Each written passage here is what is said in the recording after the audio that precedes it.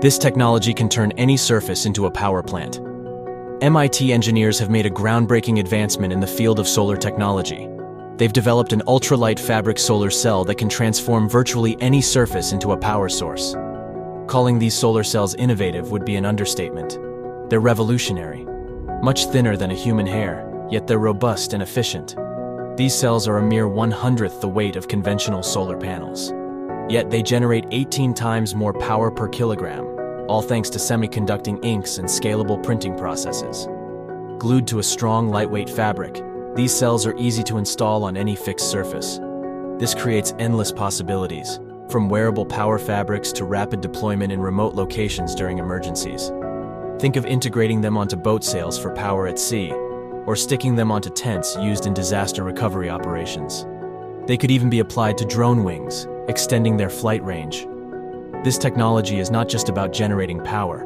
It's about integrating power generation seamlessly into our daily lives. Solar for the past several years has been the cheapest form of energy, forgetting renewable or dirty, just the cheapest overall, down to a few cents per kilowatt hour. So that means that in one view of the future, we build more and more solar on the rooftops of homes, businesses, large solar arrays in the deserts, and we power our whole economy, or nearly our whole economy, with solar and other renewables. Traditional silicon solar cells have their limitations. They're fragile and need to be encased in heavy glass and metal frames. This restricts where they can be installed. But MIT's new solar cells are a game changer. 6 years ago, the team at MIT's One Lab created solar cells so lightweight they could sit atop a soap bubble.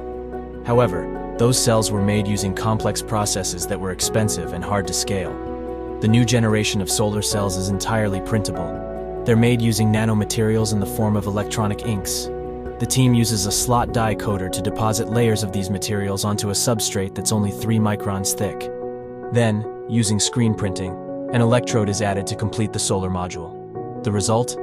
A solar module that's about 15 microns thick, which can be easily peeled off its plastic substrate. But there's a challenge.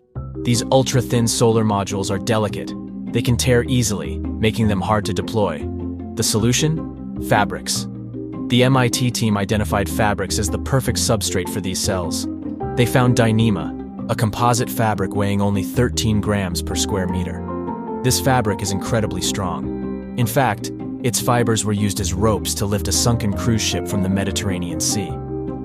So, how do they fare against the competition? When tested, they could generate 730 watts of power per kilogram when freestanding. When deployed on Dyneema fabric, they generated about 370 watts per kilogram. That's 18 times more power per kilogram than traditional solar cells. Moreover, these ultra-thin solar panels could potentially decrease the amount of solar waste that is inherent to traditional solar panels. When their life cycle is over, old silicon panels have nothing to do other than filling landfills, adding to the ecological footprint problem that we are facing today.